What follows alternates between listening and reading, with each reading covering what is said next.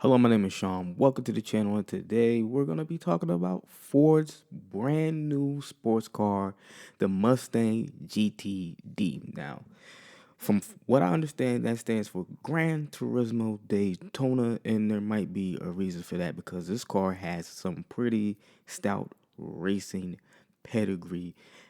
It was built in conjunction with the Mustang GT3 and I think the GT4.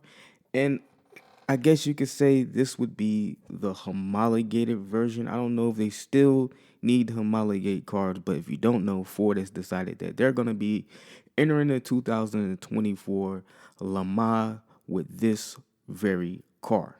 And to let us get on some of that action, they released the GTD, which they're calling a supercar with over 800 horsepower out of a V8. And if you thought the V8 was dead, it's still here, at least for Ford, and it is getting pretty damn strong. And when I first seen this car, I was like, what is Ford up to? Because it took them a long, and I do mean long time, for us to give us the GT500 with that last generation. This car has been out for what, 1 or 2 years, and we're already have 800 horsepower street legal track focused supercar.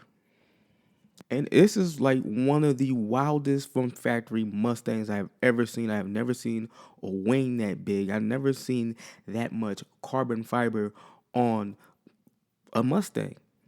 But what I really want to talk about is the whole supercar aspect because this car doesn't really fit that criteria. No. It does have power, but it isn't mid-engine. It isn't exotic.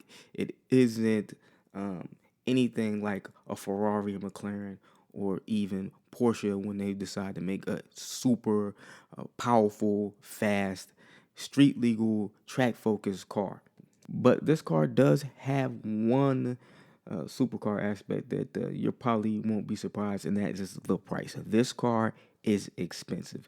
If you thought the GT500 was expensive, well, you're in for something brand new because this car costs. Hold it, wait on it. I'm gonna tell you. I'm gonna tell you what it costs. Hold up, hold up. I'm getting there. I'm getting there. $300,000. $300,000 for this car.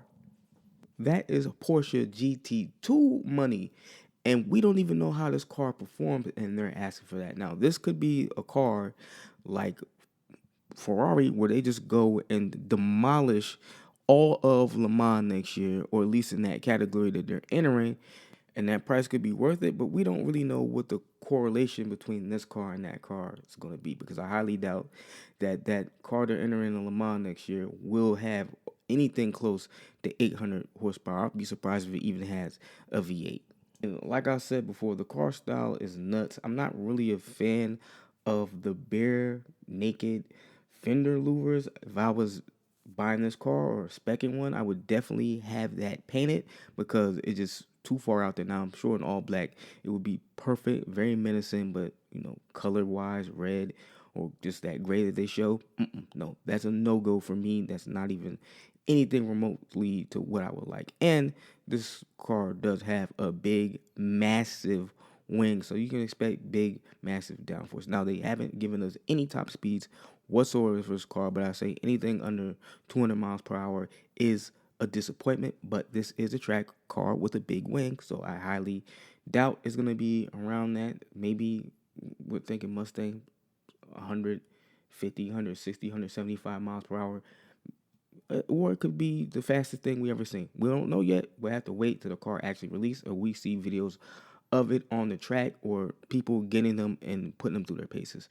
But overall, I really thought it was a gag or a meme that this car was being shown because I thought it was too early for Ford. But they have plans next year and they want to get this latest Mustang to, its biggest potential and not milk it like they did with the last one. And I kind of appreciate that. And I really want to see what this car does. And I want to see how it's spec and, what it's going to be doing on the road. Now, I also don't know how many of these there's going to be. It could be a limited production.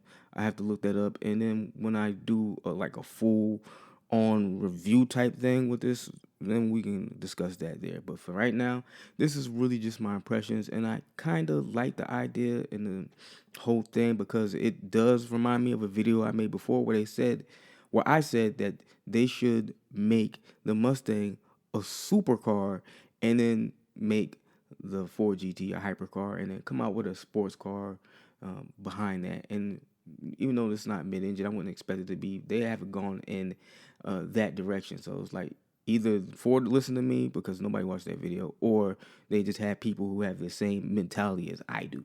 So if you like the video, like the video. If you dislike the video, dislike the video. If you want to see what I got planned next, come see what I got planned next. I got a lot of stuff for the channel. Really want you guys to be there with me. With that said, I'll catch you later.